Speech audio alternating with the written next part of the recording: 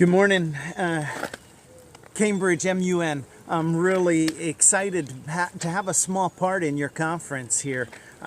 Wish I could have been there in person, but next best thing, I guess. I'm excited for this conference on many levels, but particularly so much of my hope for the future and for the UN in general stems from my belief in the power of the MUN program. We've only been involved in a few. Recently, we were in Doha at the Thyman Qatar MUN conference and spoke to the Security Council there. And I was I was really impressed with the amount of work you guys put into these conferences, number one. And number two, your commitment to not only learning, but building a more peaceful tomorrow. That's good for my heart. So anyway, many of you know Carl Wilkins, and I was in Rwanda. Oh, the snow. Yeah, I just thought maybe you could use a little snow in Abu Dhabi. We're in Pennsylvania right now. In 1990, Teresa and I moved to Rwanda with our 3 small children, went there to build schools, operate clinics. We were with the Adventist Development Relief Agency, and we were there for 4 years before the genocide started. That night, the plane was shot down. We actually heard the explosion from our house, and we didn't really know. Well, at first we didn't know what it was, but then when we heard it was the president's plane, we knew it was bad, but we didn't know how bad. We didn't know it was the beginning of the murder of nearly 1 million people. We actually had 2 people, a young lady living in our home who was part of the minority group that they'd been working for several years to construct this enemy, to convince people that here's the dangerous people, here's the people we need to get rid of, and the smaller tribe in Rwanda. Just because her ID card said Tutsi meant that she was marked to be eliminated. And a young man who worked at our home in the evening as watchman, same situation. When all the foreigners were leaving, my wife and I, we couldn't just leave these people to what we were convinced would be certain death. And so Teresa and I made the decision that I would stay, we didn't think it would last more than 2 weeks, much less 3 months. But yeah, that's a whole nother story. What I want to share with you today, though, at the beginning of this conference, or whenever I'm talking to you during the conference, is not only the power of presence. I mean, the fact that me being able to stay actually helped save the lives of those 2 people just by being present.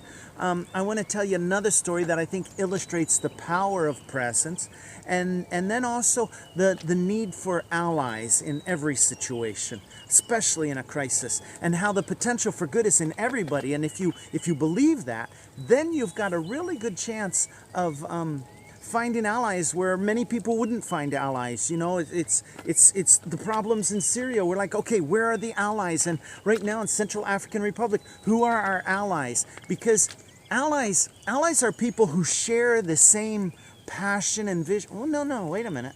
Not necessarily. They don't always share the same passion and vision. Sometimes they do.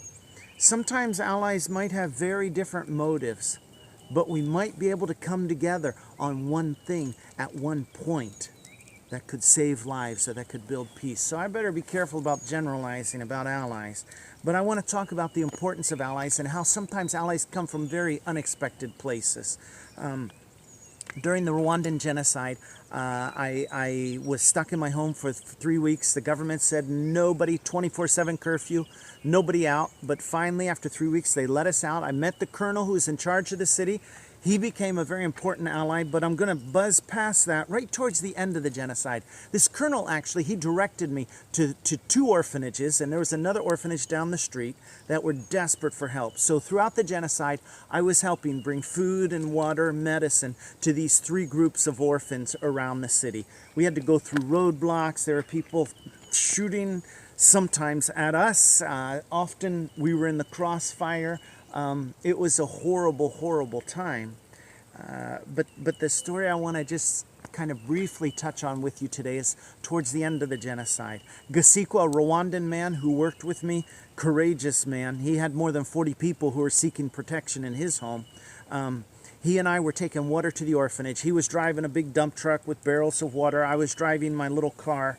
And when we pulled into the gate, I mean, this orphanage, first time we got there, there were little graves in the parking lot. not from children who'd been killed with machetes, but children who were dying of diarrhea, dysentery.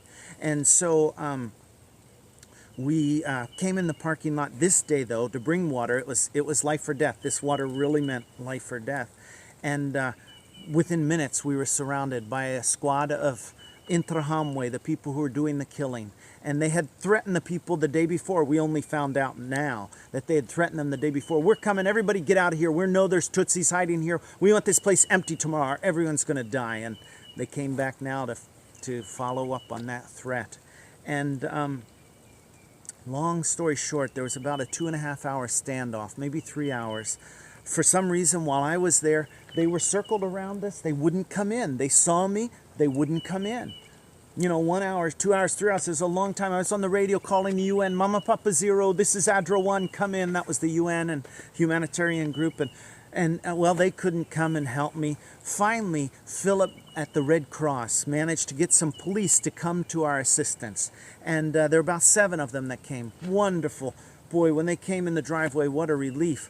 But the story wasn't over because they didn't want to spend the night. They said, we're too outnumbered. There were probably about 50 militia guys all around with their machine guns. They said, we're too outnumbered. You go talk to our commander. Get us some backups. And now I'm thinking, oh no, wait a minute. Are they going to really stay here and protect these kids, or will they join with the militia? Because sometimes the police during the genocide joined in the killing. And so it was a terribly difficult decision. Could I trust this man, you know, or should I stay? But then if I stay, what are we going to do? He's telling me he'll stay until we get reinforcements. He's telling me go talk to his commander. I'm thinking if I just stay and say no, what will happen? And honestly, I don't know what would have happened if I would have stayed. But I'm so glad that even though I chose to leave, that lieutenant stood firm, and the orphanage was not attacked. I actually got to the office of the colonel who was out of town, and the prime minister, well, the bogus prime minister, was visiting at the time, and visiting the city at the time. And he's one of 3 people in charge of the genocide. He's in fact in prison today for crimes against humanity. The secretary told me, ask the prime minister. When I explained the orphanage is surrounded, there's some policemen holding them back. We need help out there. She says, ask the prime minister. I'm like, wait a minute. This is the guy in charge of the whole genocide. Why would I ask him for help? But you remember that thing about allies and believing that everybody can at least make one good decision. I listened to the secretary. I asked this prime minister, and crazy enough, he did. He used his influence, and those kids were not killed. In fact, he used his influence, and those children were moved a couple days later to another part of the city. Still wasn't safe, but was better than that part. And you know, I think back on that, and I think about, number one, the secretary. If I wouldn't have listened to the secretary, who knows what would have happened. We've got to listen to the people who are there in the middle of it with their feet on the ground. Not that they have the whole picture, but they've got a huge part of the picture that is often ignored. We've got to believe that the potential for good is in everyone, because that's how we sometimes find our most valuable allies. And not that they're going to make good decisions the rest of their life or even the rest of the week, but maybe this one moment they'll make a good decision. And we've got to understand the power of presence. Often it's not guns. It's about simply being there. And so I don't want to end our little visit here today, though, without telling you how wonderful the progress is in Rwanda, how courageous, how people are moving forward with courage, with forgiveness, incredible resilience. Young people in Rwanda, Proclaimers of Love and Peace is one organization, Never Again is another organization, has 45,000 students in 250 high schools in Rwanda, about 31 universities, 45,000 members. People working together in Rwanda to honestly build peace and to say we don't want anything like this to ever happen again in our country. The last thing I want to leave with you is from the people of Rwanda, and I think the way that they move forward, they still put one step in front of the other, and that is the people in Rwanda seem to have the ability to not focus on what is behind them, what they have lost. You'll never forget your family, of course, that you lost, but they seem to be focusing more on what they have, what remains, and saying, you know, we won't be defined by what was taken from us. We won't be defined by what we lost. will be defined by what we do with what remains. Or like one high school kid said who visited Rwanda, he says, it seems like in Rwanda, people are defined by what they do next.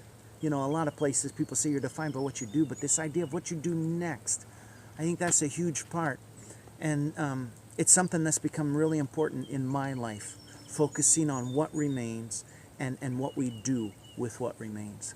Hey, I wish you all the best conference. I hope we can meet up sometime. Facebook, World Outside My Shoes, or worldoutsitemyshoes.org. Send me if you have questions or things that we could connect, or maybe Skype with your school. Would love to do it. Thanks so much for you students who organized this conference, and I hope we'll meet sometime face to face. Thanks.